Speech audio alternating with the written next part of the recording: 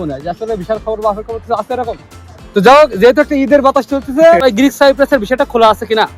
তো hello guys, এরকম চিল বেশি আমরা এখন তুর্কি সাইপ্রাস এবং গ্রিক সাইপ্রাসের বর্ডারে আছি। তো এখানে যে বর্ডার যে পার্কটা, এখানে আমরা আছি। তো ভাই আমাদের রিফাত ভাই, সে কিন্তু হসপিটাল থেকে আমার সাথে দেখা করার জন্য আবারও আসছে। আপনার আগেও অনেক আগে একটা ভিডিও করছে আপনার সাথে, হয়তো বা আপনারা দেখছেন, ভাইরে অনেকে চিনেন। তো বিষয়টা হচ্ছে, আমরা বর্ডারে বাইরে একটু ঘুরাইতে নিয়ে আসলাম। আমি ভাই আসছে আমার সাথে দেখা করার জন্য বা ঘোরার জন্য। আর বিষয়টা হচ্ছে যে, আপনারা অনেকে বলছেন বিশাল খবর বা আফের খবর, ভাই কোনো আপনার কি মনে হয় যে আসলে বিশাল খবর বা আফের খবর কিছু আছে এরকম? তুর্কি সাইপ্রাসে এখন আর এই মুহূর্তে কোনো নিউজ নাই, কোনো নিউজ নাই। আপ দেওয়ার মতো এখন পর্যন্ত কোনো নিউজ এখন আসেনি, মানে এক কথায় কারো কাছে কোনো আপ দেওয়া কোনো বা বিশাল খবরের কোনো নিউজ নাই। আর আপনারা অনেকে একটা প্রশ্ন করেন যে ভাই গ্রিক সাইপ্রাসের বিষয়টা খোলা আছে কিনা। ঠিক আছে, তো গ্রিক সাইপ্রাসের বিষয় অবশ্যই খোলা আছে। আর বাংলাদেশে গ্রিক সাইপ্রাস নিয়ে বিভিন্ন এজেন্সি কাজ কাম করে।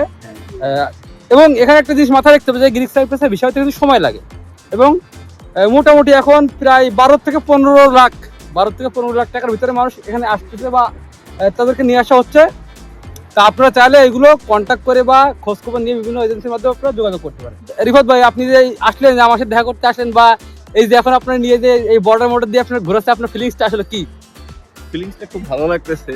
তো ইচ্ছা ছিল যে এই ইউরোপের বর্ডারে আসবো, এসে একটু ঘোরাঘুরি করব। তো আজকে বর্ডারটাও দেখা হইলো, ইউরোপটাও দেখা হলো।